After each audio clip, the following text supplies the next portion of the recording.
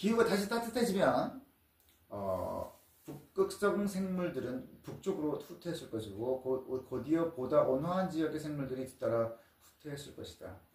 기후가 따뜻해지면 어떻게 해요? 북극성 생물들이 이제 그 온대지방에서 못 살죠. 그러니까 더 올라갔을 것이고 북쪽으로. 그 다음에 온대 식물들이 전에는 더 남쪽까지 있었는데 그것이 이제 원래 살던 그때 그 위로까지 올라갈 것이다. 기후가 점점 따뜻해지면서 그들의 동족들이 북쪽으로의 여행길에 오르는 동안 점점 더 높은 지대로 계속해서 올라갔을 것이다. 그러니까 위도상으로 점점 따뜻해지니까 이제 북극의 생물상이 올라간다 이거죠. 올라가는 거는 이제 위도상의 문제고, 고도상의 문제를 보자면은 이제 산에서 그 아까 추운 고산성 생물들이 밑에까지 내려왔다가 다시 이제 따뜻해지니까 다시 이렇게 올라가는 거죠. 산 위쪽으로. 그 얘기를 하는 거예요. 그래서 이제 기후가 다시 완전히 따뜻해졌을 때 최근까지 구세계와 신세계의 저지대에서 함께 무리를 지어 살았던 동일한 북극성 종들은 동떨어진 산의 정상에 더 낮은 곳에 살았던 것은 모두 소멸된다. 그리고 양방구의 한랭한 지역에 고립된 채 남게 되었을 것이다. 그래서 북극성 이제 생물들이 쫙 이제 내려왔을 거잖아 말이죠. 근데 그것이 이제 추울 때는 평지에서도 살았을 거란 말이죠. 근데 이제 위도상으로 이제 따뜻해지니까 쫙 올라간 거고, 이제 고도상으로는 산 위로 올라가는데, 그래서 동떨어진 산들의 정상에 그게 올라갔을 것이다. 그래서 결국 하고자 하는 말은 뭐예요? 동떨어진 산들 위쪽에 사는 종들이 비슷하다. 그 이유가 바로 이것이다. 그 얘기를 하려고 하는 거죠. 그렇게 해가지고 우리는 많은 식물들이 미국과 유럽의 산처럼 멀리 떨어진 지점에서 공통적으로 나타나는 현상을 이해할 수가 있다. 또 각 산맥의 고생한 식물들이 특히 정북쪽 혹은 거의 정북쪽에 살고 있는 북극성 생물들과 더 밀접한 관련이 있다는 사실을 이해할 수 있다. 그러니까 고산 식물들이 정북쪽에 있는 북극성 식물들하고 더 밀접한 관계다라는 것은 왜 그런 거예요? 이게 뭐 후퇴를 할 때 수직으로 후퇴를 했을 거라 이거죠. 이렇게 뭐 이쪽 갔다 저쪽 갔다 하는 게 아니라 뭐 당연히 그랬겠죠. 추위가 닥칠 때 이주하고 다시 따뜻해졌을 때 재이주는 보통 정남쪽과 정북쪽을 향했기 때문이다. 그렇죠. 뭔가 특별한 뭐 장애물이 없었다면은 굳이 뭐 수평 이동을 하면서 갈 이유가 없는 거죠. 북극 생물들은 남부로의 이주와 북부로의 재이주에 걸린 오랜 세월 동안 거의 동일한 기후에 노출되었을 것이다. 그리고 무리를 지어서 함께 다녔을 것이다. 무리를 지어서 다 다녔다. 그렇게 이제 이동을 했다. 결과적으로 그들은 서로 많이 교란되지 않았고 그다지 많은 변화를 겪지 않았다. 무리를 지어서 함께 다녔기 때문에. 그렇지만 온기가 돌아오면서 처음에는 산기슭에 있다가 중국에는 산 정상에 격리된 채로 남겨진 고산성 생물들의 경우에는 빙하기가 시작되기 전부터 그 산들에 틀림없이 존재했을, 또는 가장 추운 시기에 일시적으로 평지로 밀려내려갔을 고대의 고산 식물들과 뒤섞였을 가능성이 높다.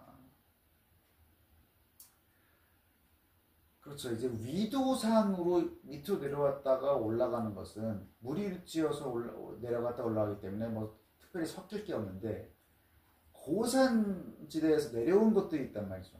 그거랑 이제 북극 쪽에서 내려온 것들, 그게 이제 산기슭에서 이제 만나잖아요. 거기서 이제 섞인단 말이죠. 섞여가지고 나중에 올라갈 때도 섞인 상태에서 이렇게 올라간다는 거예요. 그래서 그들의 상호 관계는 어느 정도 교란이 되었을 것이고 변화되는 경향이 있었을 것이다. 분포에 대해서 이전에 언급한 사실들은 단순히 북극 형태들에만 엄밀하게 적용되는 것이 아니라 많은 아북극 형태들 그리고 얼마 안 되는 몇몇 북부의 온대 형태들에도 적용된다. 그러니까 빙하기 동안에 이렇게 내려가는 것은 북극성만 그 생물들만 내려가는 게 아니라 그죠? 아북극 그러니까 북극보다 조금 밑에 그 생물들도 내려왔을 것이고 더 가서는 온대 생물들도 더 따뜻한 곳으로 내려갔다가 다시 올라갔을 것이다. 그 얘기죠.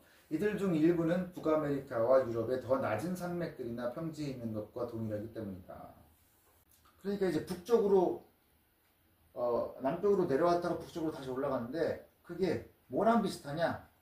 아까 그 고산지대 그 생물들 얘기했지만 그거보다 조금 더 밑으로 내려온 그 종들하고 올라간 종하고 똑같다. 이런 거죠. 오늘날 구세계와 신세계의 아북극성 생물과 북부의 온대 생물들은 대서양과 태평양의 최북단 지역을 사이에 두고 서로 격리되어 있다. 그러니까 북극성 생물들은 뭐 다 북극이 한 지방이니까 그런데 아북극성은 뭐예요? 북극보다 조금 아래. 그곳은 그 종들은 이제 거기서부터 이제 북극은 뭐 똑같은 그 바다니까. 근데 이제 내려오면 태평양하고 대서양이 이거 아북극성부터는 갈라놓기 때문에 이렇게 떨어져 있다라는 거죠. 구세계와 신세계의 서식 생물들이 현재보다 더 남쪽에 살았던 비가기 동안 틀림없이 그들은 광활한 바다 공간에 의해 더욱 철저히 격리되었을 것이다. 빙하기 동안에는 더 밑으로 내려오기 때문에 그러면 이제 더 그 차이가 커지잖아요. 거리 차이가. 북극에서는 이렇게 혼자 있다가 같이 있다가 점점 내려오면 그 바다가 점점 넓어지기 때문에 더 격리가 될 것이다. 빙하기가 오기 전에 지구상에 있는 생물들 가운데 대다수가 지금과 똑같은 선신세 동안의 기후는 오늘날보다 더 따뜻했을 것이라고 믿을 만한 확실한 근거가 있다. 그래서 빙하기가 오기 전에 그 시대가 이제 신선신세인데 그때는 빙하기가 오기 전인데 오늘날보다는 더 따뜻했을 것이다 라는 그런 증거가 있다라는 얘기예요. 그래서 우리는 현재 위도 60도 아래의 기후에서 살고 있는 생물들이 선신세에는 더 북쪽인 위도 66도에서 67도까지의 북극권 아래에서 살았으리라고. 그리고 그 당시 절대적 북극성 생물들은 그게 훨씬 더 가까운 고립된 육지에서 살았을 것이라고 추정될 수 있다. 그러니까 그때 신선신세가 오늘날보다는 더 따뜻했기 때문에 생물상들이 더 북극 쪽에서 지금보다는 더 북극 쪽에서 살았을 것이다. 그 얘기죠. 그 지구본을 보니까 북극권에는 거의 연속된 육지가 서유럽에서 시베리아, 아메리카 동부로까지 존재한다. 그러니까 이제 북극에서는 이렇게 나눠지기 전이기 때문에 그 육지가 존재한다라는 거예요. 연속된 육지가. 그래서 빙하기보다 앞선 이 시대에 구세대와 신세계의 아북극 생물과 북부 온대 생물들이 필연적으로 동일한 모습을 보이는 원인이 극지 주변의 육지가 가진 이러한 연속성이 있다고 생각한다.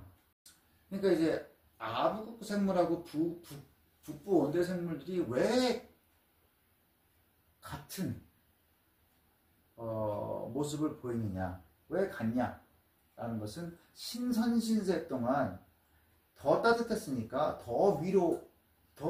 지금보다는 더 위쪽 위도에서 살았을 거란 말이죠. 근데 거긴 연속된 육지이기 때문에 같다. 그래서 이렇게 빙하기가 지나가고 요새는 이제 신선신세보다는 조금 추우니까 그것들이 좀 내려왔다. 그렇지만 옛날에 같은 데에서 살았기 때문에 동일한 모습을 보이는 거다라는 얘기예요. 고선신세처럼 더 옛날, 더욱 따뜻했던 시기 동안 거의 연속적이었던 극지 주변의 육지에 엄청난 수의 동일한 동식물이 살았을 것이라고 강력하게 생각한다. 고신 선신세는 더 따뜻했어요. 그렇기 때문에 연속적이었던 극지 주변에 더 많은 수의 동식물이 살았기 때문에 같은 동식물이 살았다. 빙하기가 시작하기 오래전부터 기온이 점점 낮아지면서 구세계와 신세계 모두 이런 동식물들이 남쪽으로 서서히 이주하기 시작했다고 생각한다. 그래서 뭐 구세계에는 지금 뭘 말하는 거예요? 유럽을 말하는 거고, 신세계는 이제 아메리카 대륙을 말하는 건데, 이것들이 이제 서서히 남쪽으로 이주했다. 이런 시각을 통해 우리는 거의 동일성을 보여주지 않는 북아메리카와 유럽의 생물들 사이의 관계를 이해할 수 있다. 그래서 이거는 뭐예요? 빙하기가 시작하기 오래전부터 기온이 낮아졌기 때문에 그때부터 내려가기 시작했다. 내려가면 어떻게 돼요? 내려가면은 격리가 되는 거죠. 그때부터 격리가 됐기 때문에 북아메리카하고 유럽의 생물 사이에 그 동일성을 보여주지 않는 것을 설명할 수 있다는 거죠. 그리고 유럽과 아메리카의 생물들이 오늘날보다 3기 후반 동안에 서로 더 밀접하게 관련되어 있다는 사실을 이해할 수 있다. 그러면 지금이 신생대 4기라고 했어요. 신생대 4기. 그 전이 이제 3기죠. 그래서 유럽과 아메리카의 생물들이 오늘날보다 3기 후반 동안에 서로 더 밀접하게 관련되어 있다는 사실을 이해할 수 있다. 그러니까 그 3기 후반에는 이제 빙하기가 시작되기 전에는 더 따뜻했어요. 오늘날보다. 그렇기 때문에 더 북극적으로 몰렸을 거야. 그러니까 그때는 더 비슷했다. 선신세 기간에 서서히 추위가 닥쳐오면서 구세계와 신세계에서 서식했던 공통적인 종들이 북극권 남쪽으로 이주하자마자 그들은 틀림없이 서로 간에 완전히 분리되기 시작했을 것이다. 추위가 닥쳐오니까 이제 내려오는 거죠. 내려오면서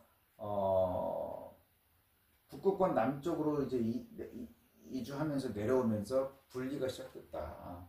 동식물들은 남쪽으로 이주하면서 어떤 거대한 지역 내에서 아메리카의 토착 생물들과 뒤섞여 경쟁해야 했을 것이고, 또 다른 거대한 지역에서는 구세계의 토착 생물들과 뒤섞여 경쟁해야 했을 것이다. 그러니까 빙하기가 되면서 이렇게 북극에서 몰려있던 종들이 이제 각각의 대륙으로 밑으로 내려온단 말이죠. 그러면서 격리가 되면서 서로 서로 격리가 된 것뿐만 아니라 원래 그 위도에서 살던 아메리카 혹은 유럽에 있는 그 종들하고 또 뒤섞여서 경쟁을 했을 것이다. 그러면 어떻게 되겠어요? 더 달라지겠죠. 이러한 이유로 현재 구세계와 신세계의 온대 지방에서 살고 있는 생물들을 비교해보면 똑같은 종은 거의 찾을 수 없다. 왜? 밑으로 내려가면서 격리가 되면서 또 거기 원래 있던 토착 종들하고 또 경쟁을 하면서 또 달라졌기 때문에 종이 많이 달라졌다. 육지에서와 마찬가지로 바다의 해수에서도 완벽하게 분리되어 있는 지역에서 현재 많은 근현종들이 살고 있다는 사실은 변화 이론을 기본적으로 설명할 수 있다. 바다에서도 그렇게 이제 격리된 지역에서 근현종들이 살고 있는데 그게 똑같이 설명이 된다라는 거예요. 변화 이론으로. 선신세 동안이나 심지어 그보다 다소 이른 시기에 북극권의 연속된 연안을 따라서 거의 동일했던 해양 동물선이 서서히 남부로 이주했다는 설명을 통해서 설명할 수 있다. 북극권에 연속된 그 연안에서 살던 그것들이 비슷했겠죠. 그러면서 내려오면서 한 곳에 몰려 살았으니까 같았을 거 아니에요? 내려오면서 이렇게 그러니까 이제 다른 대륙으로 내려왔기 때문에 연안으로 그것들이 이제 비슷하다는 것을 그렇게 설명할 수가 있다라는 거죠.